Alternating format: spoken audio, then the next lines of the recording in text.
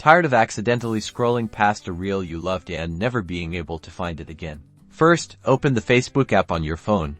Make sure you're logged into your account. Now, tap on the three horizontal lines located in the top right corner of your screen. This will open the main menu.